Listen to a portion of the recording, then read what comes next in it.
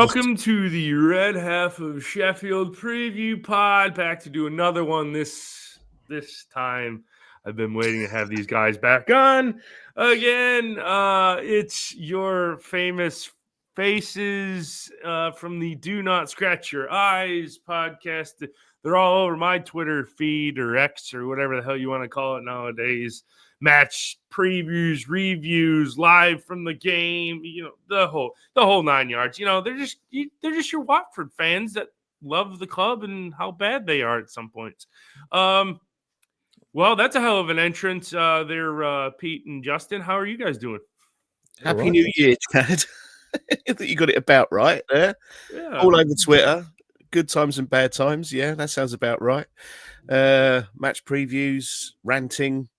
We love it, really. Yeah, all good. We can be uninteresting and sack managers in a variety of digital formats, and that's what we try to do. Well, obviously, I'll start there. It's been a minute since Watford sacked a manager, so when are we going to sack Tom Cleverley? Pretty soon if he doesn't pull his finger out. No, I'm only joking.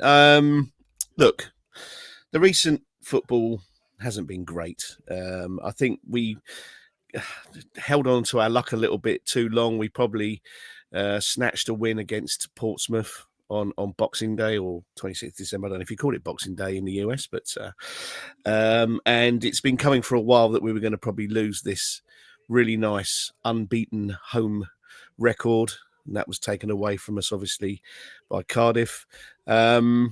I touching something wood that I can find in my immediate vicinity, I don't think Cleverley's job is under threat. But look, it's the Potsos, and if there is a spiraling of performances, and we are seen by them to not be performing how they would like, nobody's job's safe under them. But I think there would be quite an outcry from the fan base if that was to happen, because I think most people like Tom Cleverley. They can see what he's trying to do. It's like trying to fix something with a load of broken tools. Really, it really is. We haven't got the best squad. We haven't had a very good player recruitment. Some of our players I look at and think, how have you ever got a professional football contract? So I think it's incumbent on them to get this January window correct and give him the players that he needs if they are serious about, progression and or promotion, which I think is unlikely. But if you are serious about getting out of the Championship, give him what he needs, give him time, and back him. If you don't, we're just going to go down the same old route of bringing somebody else in who has 12 games at it before he's moved on, and we've all seen that doesn't really work over the past few years. So that's enough of my rant. Peter? No, it's pretty spot on. We haven't fired anybody for coming up to a year now. Wow. I think we have to get through to March, but there's no assurity of that. Yeah, we have lost 3 of the last 4. This is the first consecutive kind of defeats that Tom Cleverley has suffered, our manager. For anybody who doesn't know, Tom Cleverley was with us on loan in 2009 from Man United, went off and had his career and did good things, and also went to Everton. Obviously not the same thing entirely, but and then he came back and he finished his career with us. So he's played more games with us than any other club. So he is kind of royalty in that particular sense, and everybody is behind him, having fired somewhere in the region of something like 22 managers in the previous 12 years. Everybody wants him to succeed, and anybody who's sitting there going, I think he did this wrong and I think he did that wrong, is not turning around and saying, sack the manager. The problem for a lot of Watford fans is that they have grown up with anybody saying anything critical about the manager is saying, effectively, sack the manager, because that's kind of what happens. Mm-hmm. So no, the fans and the ownership are probably not at odds, because we don't quite know how interested the Pozzo family, who also own Udinese in Italy, are in kind of turning things over yet again. However, we know that Gino Pozzo, who is the owner of Watford as an individual, is always, he's never backwards in coming forwards if he thinks he can get more out of something. Mm-hmm. And we know that their opinion of the squad is a lot lower than most fans who are looking at this. We think that Tom is overachieving, but we're not without knowing that the ownership and the management might be thinking, well, they're close to the playoffs, therefore they should be in the playoffs, and if they're in the playoffs, they should win the playoffs. And if they can win the playoffs, why can't they get promotion automatically? And the answer is look at Leeds, look at you guys, and look at Burnley, and they, kind of well acquitted, financially, etc. Obviously, your recent turnover, I imagine, would have helped with that. But the likes of Hamer, the likes of Kiefer Moore, and those signings, I appreciate that from where you've been, you might look at them and go, yeah, okay, they're doing all right. For us, that they would be incredibly aspirational signings that we've never been able to get around to. Yeah, and it's funny you mention that, because I mean, you guys aren't necessarily that far off being in the Premier League, and But it was kind of it was a up and down. It was a promotion then relegation from the Premier League back to the Championship, and it's crazy that you guys, in a sense, did a squad turnover. And as you mentioned, managers coming in and go, and so players are coming in and out.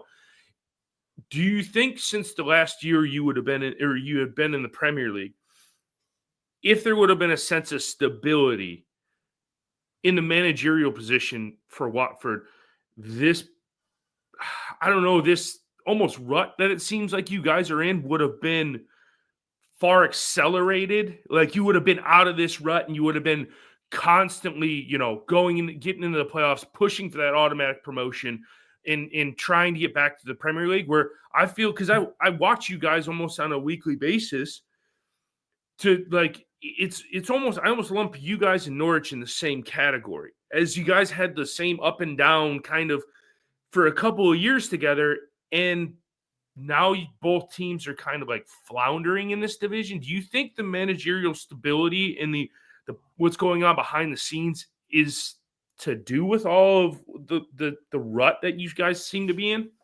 I will put it this way: chaos very, very rarely brings success. The only exceptions really are Chelsea and actually Watford, because we can't ignore, and I appreciate that some of the naysayer Watford fans, of which there are obviously many, and a lot of people want a change to the culture because of what's happened in the last 6 or 7 years.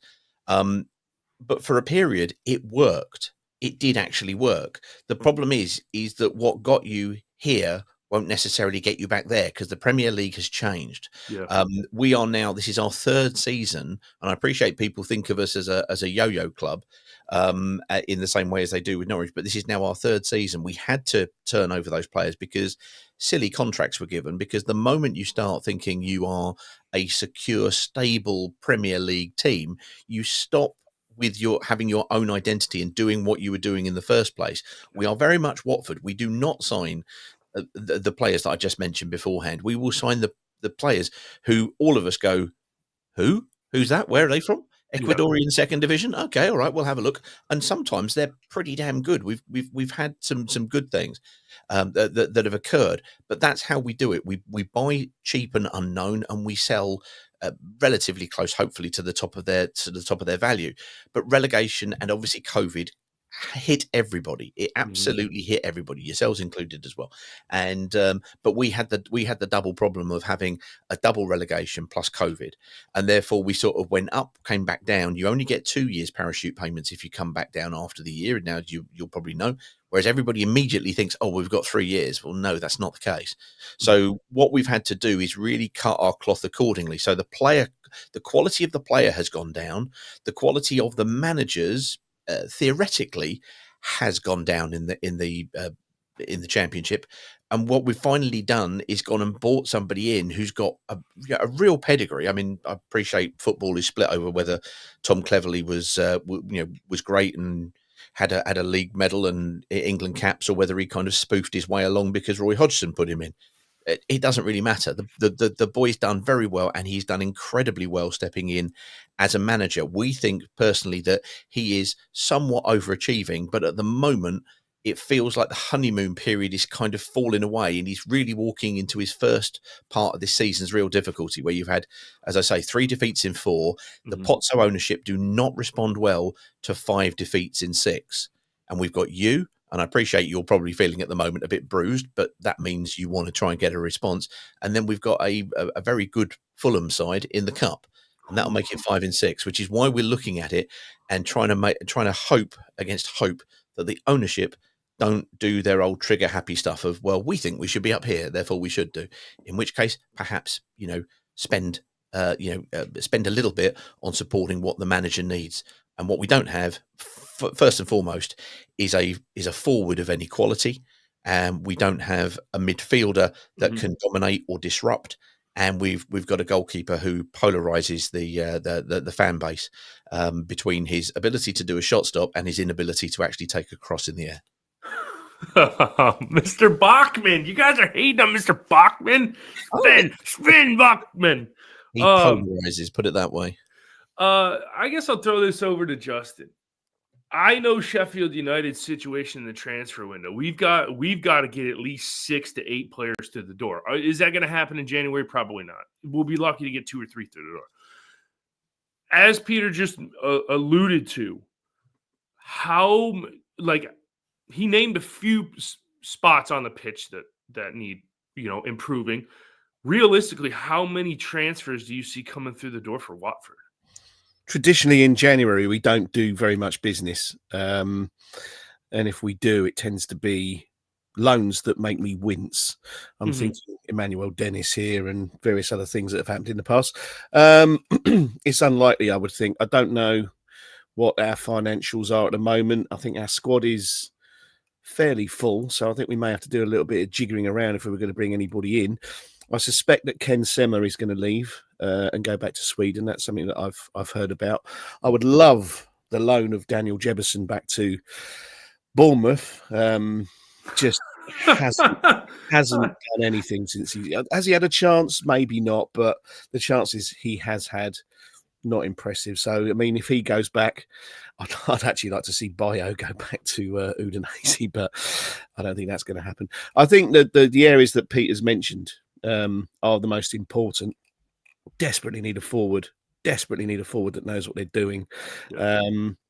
I don't think we're going to replace Daniel Batman anytime soon. I think he's here to stay. He's on a fairly lengthy contract and seems to be undroppable from what I can see, unless he's injured.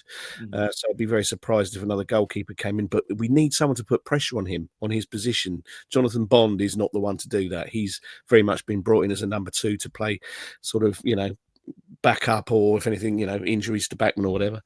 And as Peter said, a central midfielder would be very nice as well. But are we going to get any of those? Probably not. We'd probably end up.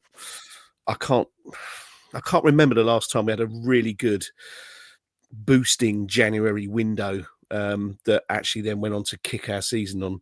Peter's now going to go, do you not remember so and so? And I go, oh yeah, perhaps I do. But yeah, no, I can't think that it's going to be a panacea in January. I think we're going to probably just kick on and as we're going, frankly. Peter, would you say that's right? I'd remind you of Gerard Deulofeu. Gerard Deulofeu. I knew you. Which was one of the last, kind of transfer windows where we went, how on earth have we got Gerard Deulofeu? No. Just to come back, and obviously with the Sheffield United interest around Daniel Jebbison, where you all came and basically kind of all your nasty big players came and bullied him when he came on for the last 15 minutes. Trust me, your defensive backline who did that have got a lot of sympathy with from the Watford supporters, because he's really polarised people. There are some people who think he is the worst possible player that has turned up in a Watford shirt, and the other ones like him even less. Yeah, we did a survey at the halfway mark, kind of ratings out of 10, and the average that he got was 2.17. Golly. Right, his mode score, i.e., the most common response that he got, was a 0 score. Really? Because he's had one performance, which was against Portsmouth, which was a bit of a spawny win, and he wasn't on the pitch anymore once we got the goal at the end. But he did. He put it in. However, our expectations of him had got so low by that point that doing the literal bare minimum looked like, oh my God, he's like the new Pele. Yeah. He wasn't. He just did what you expect a forward to do, and not particularly convincingly, but he put it in. He was considerably better than he'd done beforehand. Previously to that, he's had a succession of cameos. He had a game up at Norwich in kind of September time, and he literally missed from about a yard and a half out. It was literally harder to miss than score. And Yeah. he did. And then we went on to, instead of lead 2-1, we ended up losing the game 4-1. And he just doesn't seem to have recovered. He seems to have a fragile phrase, confidence, ego, call it what you want. And therefore, we've got two players playing up front, both who are on loan, one from Udinese, one from Bournemouth. And neither of them are strong enough in physicality or in will to deal with your average centre back in the Championship, who's traditionally uncompromising and strong, and they are not. It's funny that you mentioned Jebison, and I was going to get to him, so we'll move past it. But can you believe after he scored one goal against Everton in the Premier League as a 17-year-old, the likes of Everton wanted him, Bayern Munich, a bunch of teams on the continent, big name clubs wanted him, and we should have sold his ass for $10 million because to be completely honest with you, I don't know what the hell Bournemouth saw in him because the dude he didn't even play last season. He was entirely on the shelf, and I'm like, Bournemouth wants him. Like that's kind of like Newcastle coming in for Will Asula, and Will Asula, he sucks just as bad as Daniel Jebison does. And them morons paid £10 million for him, and so I think one of the reasons also why we're up around the kind of the playoff places is that the Championship this season is awful. It's terrible. Very, very bad. It's terrible. The standards that it's seen over the last 10 years, I think, have genuinely plummeted. And nowhere more has that been the case than I think seeing forwards that have got really something about them. And I would suggest that Kiefer Moore is one of the better ones, and he's got 5 goals. Yeah, he couldn't score if the goal was 40 miles wide. Well, the ridiculous thing is we're complaining about the other striker, Vakun Bio. He scored 9.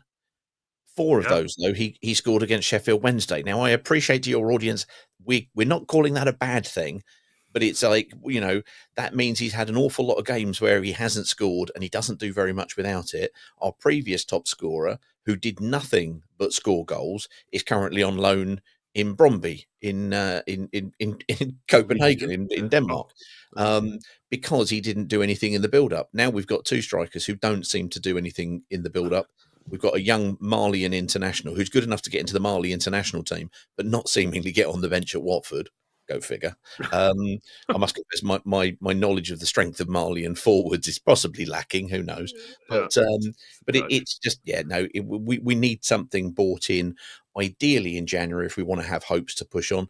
But me personally, I'm quite enjoying being in the Championship because you know what it's like being in the Premiership. Basically, it's like going to a party where you get hit in the face every 5 minutes and wondering why, when you leave, you didn't turn around and try and get back into the same party again. Yeah, it's like you get hit and kicked in the nuts every 5 minutes, and I understand. Everybody here when we come back into the Championship, yes, we're going to win 100 times more than we won in the Premier League. But I will never understand. I understand everybody wants to be at the big table, wants to be at the top table. Yes, that's great. But I never want to come anywhere near that godforsaken league. Now with the new takeover, the new ownership, we're going to see in January whether the purse strings are going to be loose and they're going to buy us out of this or try to attempt to buy us out of the division. That's the famous chef's kiss. That's the last words. And then we go out of business in 3 years. Or are they going to be conservative and just say, okay, well, you've been top 3 for most of the entire season.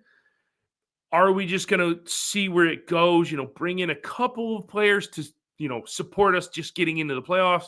See if we're good enough to get through the playoffs and get to the Premier League, and then spend in January. If, we miss the target and spend another year in the Championship, and I'm all for that.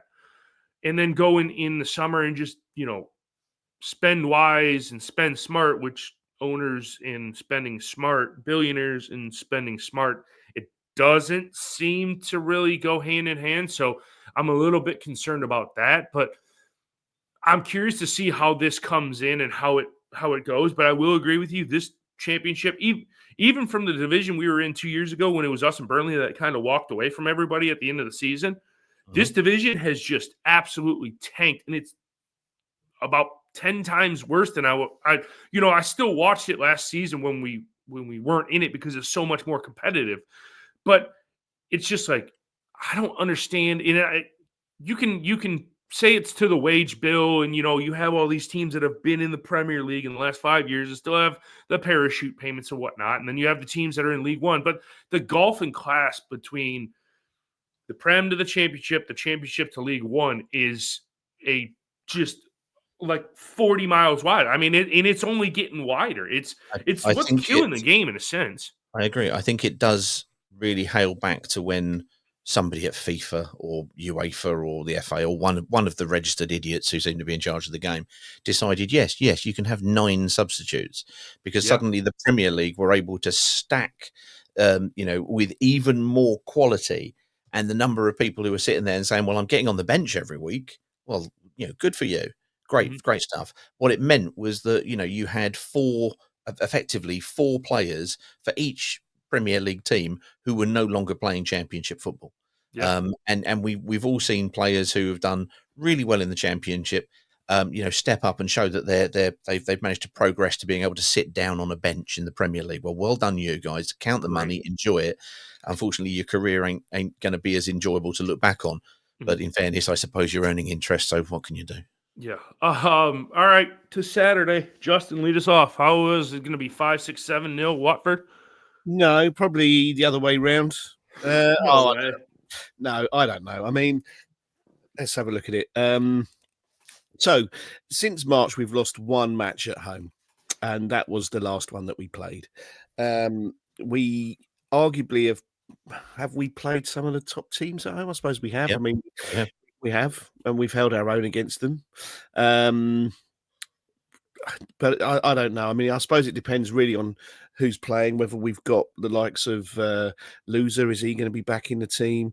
Is that an injury, Peter, of some length? He picked up an injury, but I think it was more a question of he's definitely not right for today. We would absolutely hope that he might be. I mean, he's our one saving grace in midfield. Yeah. So, I mean, I guess it depends on who's available to us. We are starting very, very badly matches. A third of all of our goals have come against us, have come within the first 10 minutes. And I think it could probably even be less than the first 10 minutes. 5 minutes, to be honest. Yeah. Probably like the first 5 minutes. So we are conceding goals extremely early. Now, traditionally, Watford conceding early goals meant that was the end of the game. You could go home at half-time and not really miss very much more because they wouldn't put a shift in, they wouldn't score a goal, and it would be, the end of things. Not so this season. When we've gone behind, we have managed to claw back and go on to win games. But, that does really depend on, I guess, the mentality of the day and your opposition that you're facing. I think it's going to be a tough one. It's going to be a really tough game on Saturday. And I would be very surprised if we get a result out of this, either a draw or a win. But it's a funny game, football, isn't it? And sometimes you turn up and you think, not expecting anything out of this. I've done that before and seen us beat Liverpool, during their unbeaten phase in 2020, wasn't it? Yeah, something like that. And I've seen us beat Man United at home, and I've seen all sorts of strange results.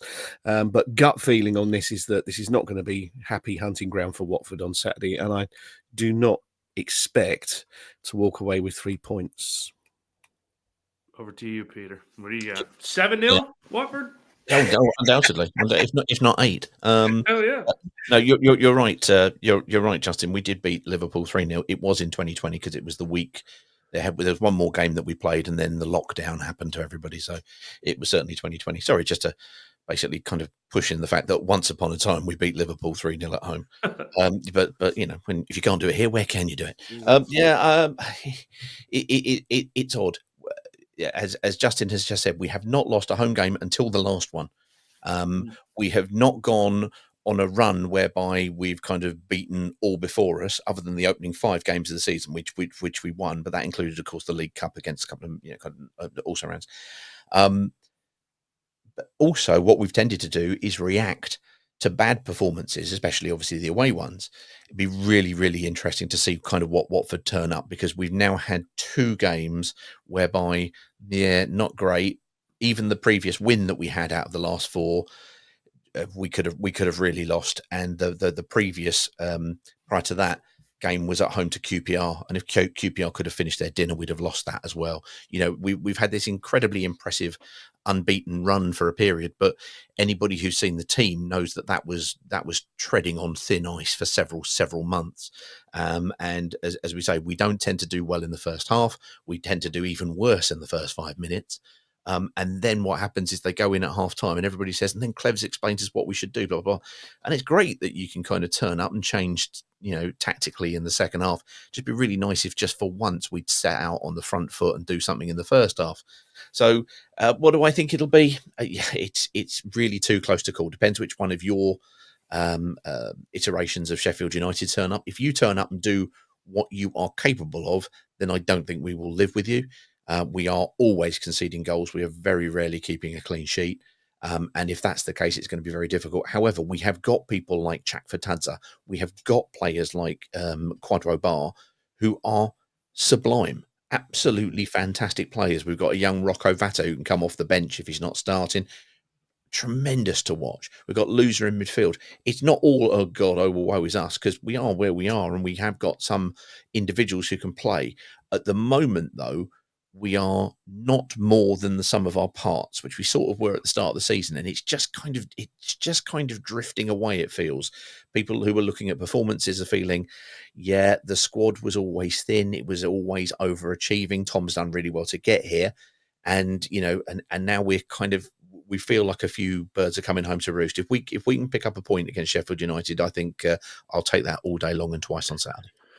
I think it's going to be probably 1-1. We got too many injuries, and we don't have any depth on the bench, as I mentioned. That's why we need to strengthen in January. Suter's going back to Leicester with the Achilles injury. Sousa's going to be out for about a month. Who else? I think this one is we're going to scrap, but we are also exhausted. Coming into this one, you know, off the back of the defeat yesterday at Sunderland, where Kiefer Moore should have put the penalty home. That was one of the worst penalties I've ever seen taken. I just think we'll probably jump on you guys. As you say, you're horrible in the first 5, 10, 15 minutes.